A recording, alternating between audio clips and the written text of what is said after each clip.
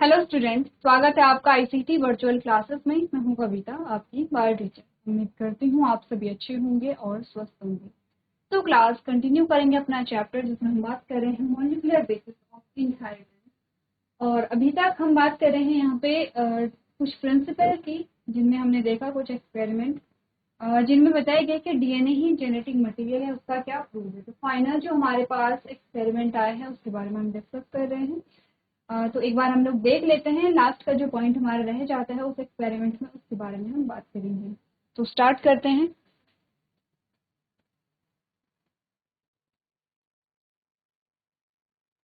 चलिए, डीएनए ही genetic material है, उसके लिए एक फाइनल आपके पास क्या आता है, यहाँ पे एक्सपेरिमेंट आता है जिसमें क्या लिया गया है। यहाँ पर आपने कहा बैक्टीरियोफाज लिया गया है, जो कि एक वायरस यहाँ पर आता है जो बैक्टीरिया को इन्फेक्ट करता है। उसे कल्चर कराया गया दो डिफरेंट मीडियम में। एक में यहाँ पर आपके पास था रेडियो एक्टिव फॉस्फोरस और एक में था रेडियो एक्टिव सल्फर। जब इन दोनों मीडियम में इन्हें ग्रो कराया गया तो रेडियो एक्टिव फॉस्फोरस वाले मीडियम में, क्योंकि फॉस्फोरस जो है वो डीएनए का पार्ट है, तो क्योंकि रेडियो एक्टिव फॉस्फोरस वहां पे था तो इसीलिए जो वायरस होगा उसका जो डीएनए है वो कैसा होगा, रेडियो एक्टिव होगा। और अगर जो दूसरा जो हमारे पास मीडियम आता है that is radio active sulphur, इसमें जब बैक्टीरिया को ग्रो कराया गया तो क्योंकि सल्फर जो है वो प्रोटीन का पार्ट है, तो इसमें वायरस में जो प्रोटीन कवरिंग थी वो कैसे हो जाएगी, रेडियो एक्टिव हो जाएगी। तो एक में हमने देखा कि वायरस का डीएनए रेडियो एक्टिव हुआ है, एक में हमने देखा वायरस का जो प्रोटीन है वो रेडियो एक्टिव हुआ है। अब हमने क्या किया है यहाँ पे, हमने यानी कि जो यहाँ पे साइंटिस्ट थे जिसमें हमने किनका नाम पढ़ा है, यहाँ पे हार्शे और चेस का नाम हमने पढ़ा है। अब उन्होंने क्या किया कि जो बैक्टीरियोफाज था उसे बैक्टीरियल सेल पे अटैक करने के लिए अलाउ किया। तो वो क्या करेगा, बैक्टीरियल सेल पे अलाउ करेगा। तो सेम चीजें हम आगे अगर देखें इस डायग्राम में तो हमने क्या देखा, फर्स्ट स्टेप जो आता है, एक तो रेडियो एक्टिव, ये क्या है, प्रोटीन यहाँ पे रेडियो एक्टिव होगा और यहाँ पे जो डीएनए है वो रेडियो एक्टिव होगा वायरस, ठीक है। तो फर्स्ट जो स्टेप हमारे पास आएगा दैट इज इन्फेक्शन। सबसे पहले इन्फेक्शन होगा जिसमें बैक्टीरियोफाज बैक्टीरियल सेल को क्या करेगा, इन्फेक्ट करेगा, ठीक है। सेम दोनों में सेम प्रोसेस हो रही है। इन्फेक्शन हो गया, इन्फेक्शन में बैक्टीरियोफाज अपनी जेनेटिक मटेरियल को सेल के अंदर इंसर्ट करता है या ट्रांसफर करता है, ठीक है। अब दूसरा होगा ब्लेंडिंग। ब्लेंडिंग की जाएगी, ब्लेंडिंग क्यों की जाती है, जिससे कि ये जो कवरिंग है, किसकी कवरिंग है, ये प्रोटीन की कवरिंग है, ये जो कवरिंग है वो सेल से डिटैच हो जाए। क्योंकि आपको सेल को जब देखना है, सेल को आप एग्जामिन करेंगे, एनालाइज करेंगे और देखेंगे कि सेल जो है उसमें रेडियो एक्टिव सल्फर पाया जा रहा है या रेडियो एक्टिव फॉस्फोरस पाया जा रहा है। तो उसके लिए आपने कहा कि सिर्फ हमें अंदर का जो मटेरियल है जो ट्रांसफर हुआ है उसको देखना है। तो आपने कहा कि यहाँ पर इस प्रोटीन कवरिंग को डिटैच करने के लिए यहाँ पे ब्लेंडिंग की जाती है। सेकेंड जो स्टेप है कंप्लीट हो गया है। थर्ड यहाँ पे सेंट्रीफ्यूगेशन होगा। अब सेंट्रीफ्यूगेशन के बाद जब देखा गया तो दोनों टाइप की जो सेल थी, दोनों बैक्टीरियल सेल को जब एग्जामिन किया गया, तो जब इस सेल को एग्जामिन किया गया तो पाया गया कि यहाँ पर जो जेनेटिक मटेरियल है या रेडियो एक्टिविटी कहीं भी नहीं है इसमें, ठीक है। जो जेनेटिक मटेरियल है उसमें रेडियो एक्टिविटी नहीं है। इट मीन्स यहाँ पर रेडियो एक्टिव क्या होना चाहिए था, प्रोटीन रेडियो एक्टिव होना चाहिए था। अगर प्रोटीन जेनेटिक मटेरियल होता तो वो क्या होता, वायरस से बैक्टीरियल सेल में ट्रांसफर होता, और अगर बैक्टीरियल सेल में ये ट्रांसफर हो जाता तो आपको यहाँ पे रेडियो एक्टिव प्रोटीन मिलता या रेडियो एक्टिव जेनेटिक मटेरियल मिलता। यहाँ पे आपको रेडियो एक्टिव जेनेटिक मटेरियल नहीं मिला है। इट मीन्स कि प्रोटीन तो जेनेटिक मटेरियल नहीं है। सेकेंड मीडियम में हम आए तो हमने देखा कि जब बैक्टीरियल सेल को एग्जामिन किया गया तो पाया गया कि यहाँ पर रेडियो एक्टिव डीएनए पाया जा रहा है। जो जेनेटिक मटेरियल है वो रेडियो एक्टिव है, क्योंकि यहाँ पे रेडियो एक्टिव फॉस्फोरस था, क्योंकि ये डीएनए का पार्ट होता है इसीलिए यहाँ पे डीएनए जो था वो रेडियो एक्टिव था।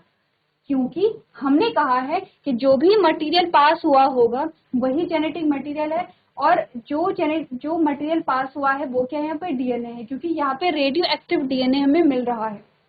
तो रेडियो एक्टिव डीएनए जो था वो किसके अंदर था, बैक्टीरियोफाज के अंदर था। इट मीन्स कि बैक्टीरियोफाज से क्या ट्रांसफर हुआ है, जो डीएनए है वो पास हुआ है। तो इस एक्सपेरिमेंट से ये प्रूफ मिलता है कि जो डीएनए है वही यहाँ पे क्या होता है, जेनेटिक मटेरियल हमारे पास आता है, ठीक है। अब सेम चीज जो है उसे पढ़ लेते हैं। क्या क्या चीज हमने डिस्कस किया? आपने कहा radioactive phages were allowed to attack E coli bacteria as the infection proceed, viral coat were remove from the bacteria by agitating them in a blender. The virus particles were separated from the bacteria by spinning them in a centrifuge. यानी कि क्या कहता है ये point? हमने कहा रेडियोधर्मी जो फेज है ये कब की बात बताई गई है? दोनों को अलग अलग मीडियम में क्या करा दिया है, ग्रो करा दिया है। एक को रेडियो एक्टिव फॉस्फोरस वाले मीडियम में, एक को रेडियो एक्टिव सल्फर वाले मीडियम में। अब आपने कहा जो रेडियोधर्मी या रेडियो एक्टिव फेजेस थे, जो बैक्टीरियोफाज थे, उसकी बात की गई है कि रेडियोधर्मी जो बैक्टीरियोफाज है उसको ई कोलाई बैक्टीरिया से जुड़ने की अनुमति दी जाती है, ई कोलाई बैक्टीरिया को संक्रमित करने की अनुमति दी जाती है।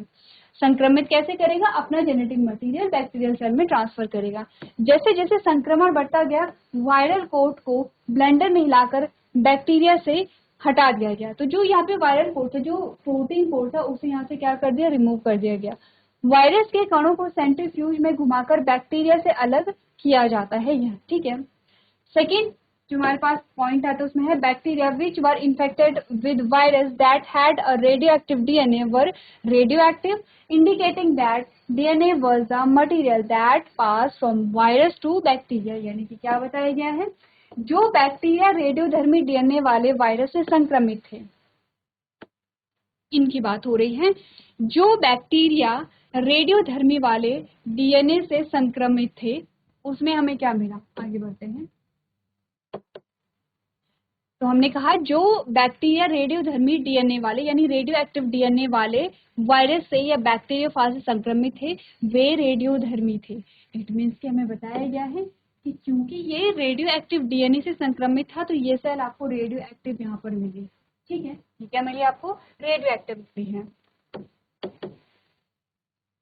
यह दर्शाता है कि डीएनए ही वह सामग्री थी जो वायरस से बैक्टीरिया तक पहुंची थी, यानी कि ट्रांसफर होने वाला मटेरियल क्या था? डीएनए ही था, ठीक है।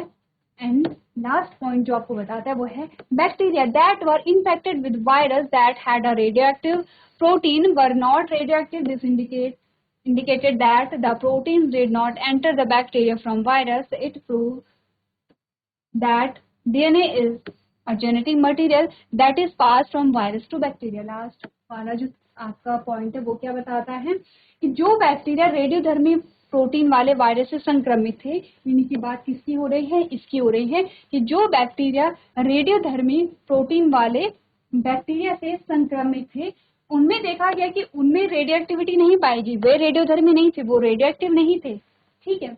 इससे संकेत मिलता है कि प्रोटीन वायरस से बैक्टीरिया में प्रवेश नहीं करता है और इससे साबित हुआ कि डीएनए एक आनुवंशिक पदार्थ है जो वायरस से बैक्टीरिया में स्थानांतरित होता है। तो ध्यान से देखिए, हमने यही बोला है कि ये रेडियोएक्टिव क्या है यहाँ पे? ये भी रेडियो एक्टिव वायरस है, ये भी रेडियो एक्टिव वायरस है। इसमें रेडियो एक्टिव प्रोटीन है और इसमें रेडियो एक्टिव डीएनए है।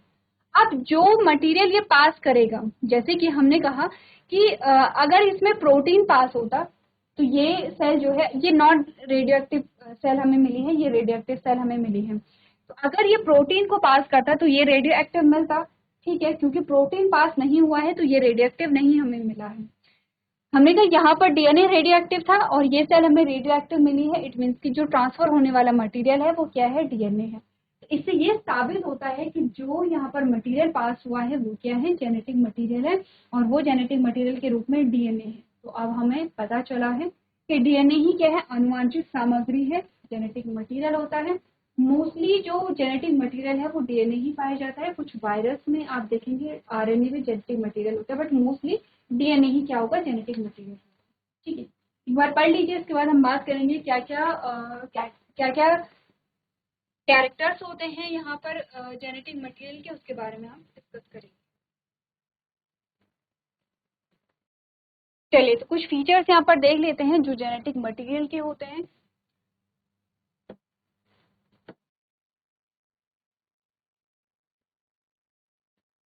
चलिए, प्रॉपर्टीज के बारे में बात करते हैं जेनेटिक मटेरियल की। तो आपने कहा सबसे पहले it become established that the DNA is a genetic material from the Hershey-chase experiment.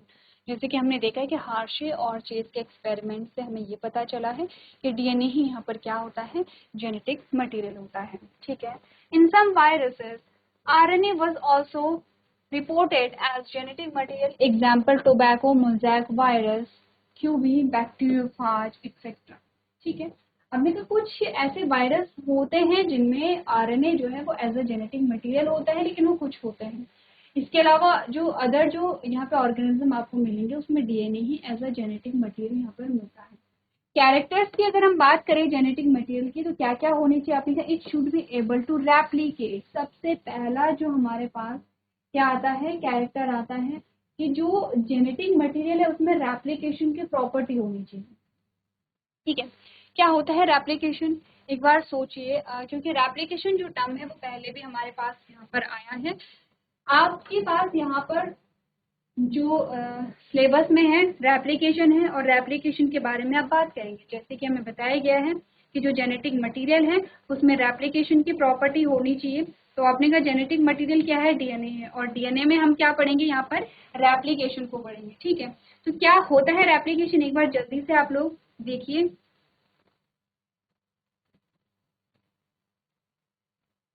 तो चलिए, यहाँ पर आपने एक चीज देखी होगी, जैसे कि हमने जब भी बात की है, जैसे आपने जेनेटिक पढ़ा है, इससे पहला जो आपका चैप्टर था जिसमें आपने बात की थी यहाँ पे जेनेटिक्स के बारे में। अब हमने कहा कोई भी कैरेक्टर्स है, जैसे हम जेनेटिक मटेरियल की बात कर रहे हैं, दैट इज डीएनए, यह है डीएनए। अब हमने कहा कोई भी जो कैरेक्टर है यहाँ पर वो क्या होता है, वो किस पे डिपेंड करता है, वो डीएनए पे डिपेंड करता है। अब हमने कहा कि डीएनए जो होता है, जो जेनेटिक मटेरियल होता है, उसमें रेप्लिकेट होने की जो एबिलिटी है, जो टेंडेंसी है, वो होनी चाहिए। तो रेप्लिकेट होने का मतलब क्या होता है, कुछ चीजें समझते हैं। जैसे हमने कहा कोई भी कैरेक्टर है वो क्या होता है, डीएनए ही उसे कंट्रोल करता है, डीएनए ही उसे क्या करेगा, रेगुलेट करेगा। कैरेक्टर्स होते कैसे हैं, कैरेक्टर्स जो हैं वो कैसे आप उन्हें देखते हैं, आपने कहा डीएनए से पहले क्या बनेगा, आरएनए बनेगा, और आरएनए से बनती है प्रोटीन। तो जैसी प्रोटीन बनेगी वैसे ही कैरेक्टर आपको देखने को मिलेगा। जैसे कि अगर आपके बालों का रंग काला है, इट मीन्स कि आपकी बॉडी में वैसे ही प्रोटीन बनी है। किसी के हेयर कलर जो है वो ब्राउन है, इट मीन्स कि उसकी बॉडी में वैसे ही प्रोटीन बनी है। तो दोनों डिफरेंट है, आपके बालों के जो प्रोटीन बनी है और किसी ब्राउन कलर वाले बालों के व्यक्ति में जो प्रोटीन बनी है, दोनों डिफरेंट है। तो जैसी प्रोटीन होगी वैसा ही क्या होगा, कैरेक्टर यहाँ पर होता है। अब हमने कहा डीएनए से आरएनए के फॉर्मेशन को क्या कहते हैं, ट्रांसक्रिप्शन कहते हैं। डीएनए से आरएनए के फॉर्मेशन को हम कहते हैं ट्रांसक्रिप्शन।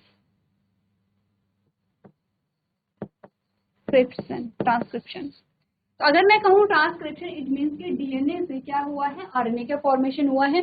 डबल स्ट्रैंड होता है डीएनए और आरएनए सिंगल स्ट्रैंड होता है, तो इससे क्या होगा, यहाँ पे ट्रांसक्रिप्शन होगा। आरएनए से प्रोटीन के फॉर्मेशन को हम कहते हैं ट्रांसलोकेशन।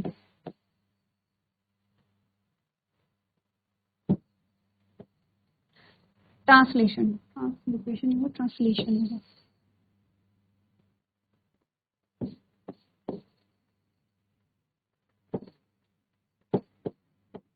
ट्रांसलेशन, ठीक है। अब ये दो टर्म हमें ध्यान रखने हैं। डीएनए से आरएनए के फॉर्मेशन को ट्रांसक्रिप्शन कहेंगे, आरएनए से प्रोटीन के फॉर्मेशन को ट्रांसलेशन कहेंगे। क्लियर है, ये दो टर्म समझ में आ रहे हैं? तो एक बार जल्दी से देखिए। अब हमने कहा ठीक है, तो यहाँ पर रेप्लिकेशन क्या हुआ, रेप्लिकेशन का मतलब होता है जब डीएनए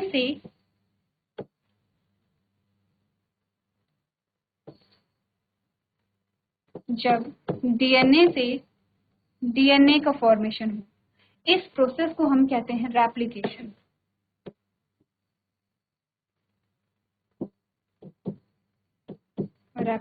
इस प्रोसेस को हम कहते हैं क्या, रेप्लिकेशन। ठीक है, ये समझ में आई है। डीएनए से अगर डीएनए बन रहा है तो उसे हम कहेंगे रेप्लिकेशन। डीएनए से अगर आरएनए बन रहा है इसे हम कहेंगे ट्रांसक्रिप्शन, और आरएनए से अगर प्रोटीन बन रहे हैं तो उसे हम कहेंगे ट्रांसलेशन। अब इतनी चीज तो आपको समझ में आ रही है। अगर हम बात करें इतनी चीज, इतनी चीज तो हमें समझ आती है क्योंकि हमने जेनेटिक्स पढ़ी हुई है, और इतना तो हमें समझ में आ रहा है कि ये जो प्रोसेस है ये हमारे लिए इम्पोर्टेंट है। जो भी कैरेक्टर्स आपके एक्सप्रेस होते हैं वो इसी प्रोसेस से होंगे। अगर प्रोटीन नहीं मिलेगी इट मीन्स की कैरेक्टर आपको नहीं दिखेंगे। तो प्रोटीन के फॉर्मेशन के लिए कोई भी कैरेक्टर एक्सप्रेस हो रहा है वो प्रोटीन की वजह से होता है। प्रोटीन वहाँ पे बननी चाहिए, और प्रोटीन के बनने के लिए आरएनए यहाँ पे बनना चाहिए, और आरएनए किससे बनेगा? डीएनए से बनेगा। तो इसे ये जो प्रोसेस आपकी आती है इसे हम क्या कहते हैं? सेंट्रल डॉग्मा कहते हैं। इस प्रोसेस को, ये जो पूरी डीएनए से आरएनए, आरएनए से प्रोटीन, इस पूरी प्रोसेस को हम कहते हैं सेंट्रल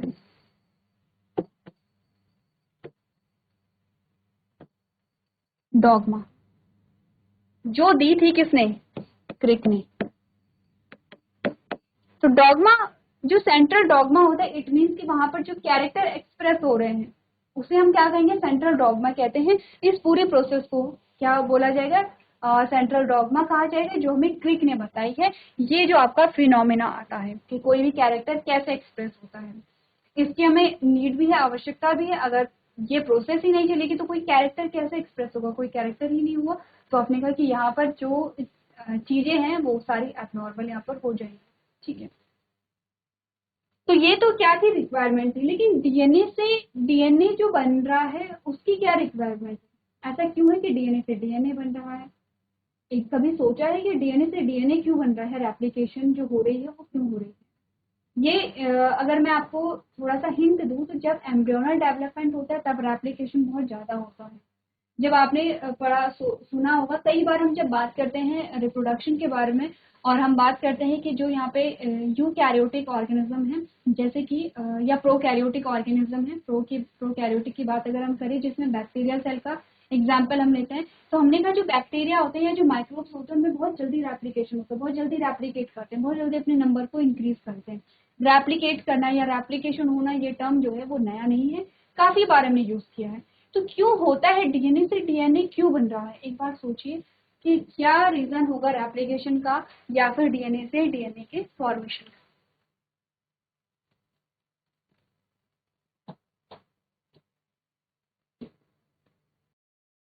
चलिए, तो इस चीज को समझने के लिए हम थोड़ा सा आते हैं यहाँ पर आफ्टर फर्टिलाइजेशन, रिप्रोडक्शन पे आते हैं। और क्योंकि रिप्रोडक्शन जो चैप्टर है वो आप पढ़ चुके हैं, फ्लावरिंग प्लांट्स में आपने देखा है कि जो ह्यूमंस होते हैं उनमें कैसे रिप्रोडक्शन होता है। तो हमने एक चीज समझी है यहाँ पे, आफ्टर रिप्रोडक्शन क्या हुआ, आफ्टर फर्टिलाइजेशन क्या हुआ? फर्टिलाइजेशन में क्या? फ्यूजन ऑफ गैमीट है। जब फ्यूजन ऑफ गैमीट हुआ तो क्या बनता है? यहाँ पर जाइगोट का फॉर्मेशन हुआ है। जाइगोट एक सिंगल डिप्लॉयड सेल है। अब ध्यान से देखेंगे, ये जो टर्म है आपके, ये आपको पता होना चाहिए क्योंकि अभी तक आपने जो भी जितनी भी चीजें समझी हैं वो अच्छे से हमने पढ़ी हैं। जैसे कि रिप्रोडक्शन हो गया फ्लावरिंग प्लांट्स में या फिर ह्यूमंस में, तो हमने डिटेल में चीजें समझी हैं। तो आपको इतना समझ में आना चाहिए कि जाइगोट क्या है और डिप्लॉयड सेल का मतलब क्या है। एक सिंगल और डिप्लॉयड सेल होती है। डिप्लॉयड का मतलब है कि फुल नंबर ऑफ क्रोमोसोम है। एक सिंगल सेल है, ठीक है, ये एक सिंगल सेल है। अब आपने एम्ब्रियोनिक डेवलपमेंट भी पढ़ा था जिसमें आपने कहा था कि एक सेल से दो सेल बन रही हैं। फिर आपने कहा था दो सेल से चार सेल बन रही हैं। फिर आपने कहा था चार सेल से आठ सेल बनेंगे, आठ सेल से 16 बनेंगे। क्या यहाँ पर आपके पास क्या आए थे? इन्हें आपने नाम दिया था ब्लास्टोमेर, ठीक है। फिर आपने गैस्ट्रुला जो यहाँ पर कंडीशन आई थी या स्टेज आई थी उसके बारे में हमने बात की थी, ठीक है। तो यहाँ पर एक सेल से दो बनी, दो से चार बनी, और ऐसे ही बनते बनते पूरी बॉडी का फॉर्मेशन हुआ है, ठीक है। इट मीन्स कि एक सेल थी और इस सेल में कितने आपके क्रोमोसोम थे?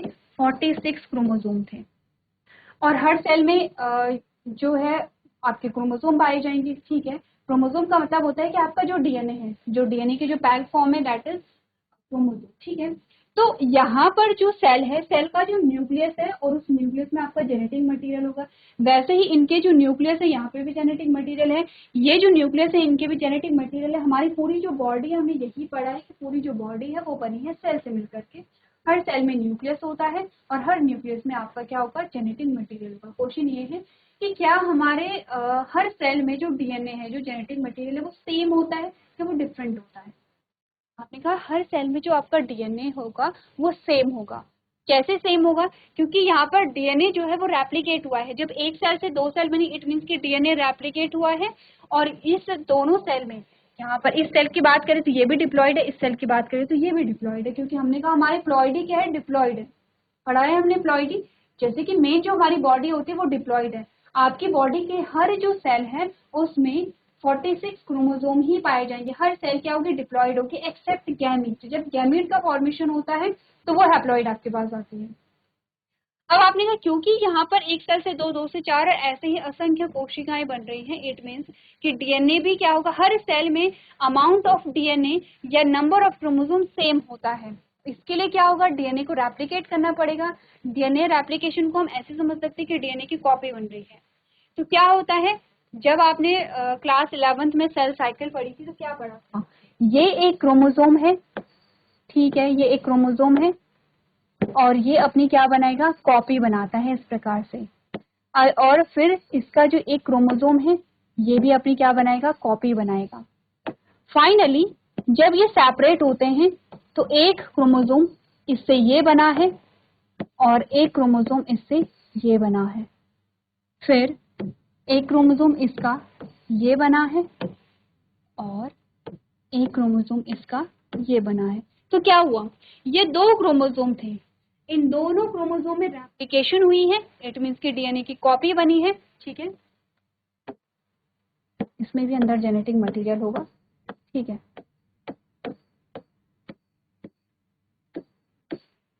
ये अंडरस्टूड है, ठीक है, कि अंदर क्या होगा, जेनेटिक मटेरियल होगा। आपने कहा ये 2 क्रोमोसोम थे, इन दोनों ने अपनी कॉपी बनाई है और जब ये सेग्रीगेट हुए हैं, अलग हुए हैं, तो इसने भी 2 क्रोमोसोम बनाए हैं, इसने भी 2 क्रोमोसोम बनाए हैं। इट मीन्स कि 2 क्रोमोसोम से 4 क्रोमोसोम यहाँ पर बने हैं। तो ऐसे ही डीएनए क्या करेगा, रेप्लिकेट करेगा। इसको हम क्या कहते हैं, रेप्लिकेशन कहते हैं। और जेनेटिक मटेरियल में ये जो टेंडेंसी है, ये जो नेचर है, ये होना चाहिए।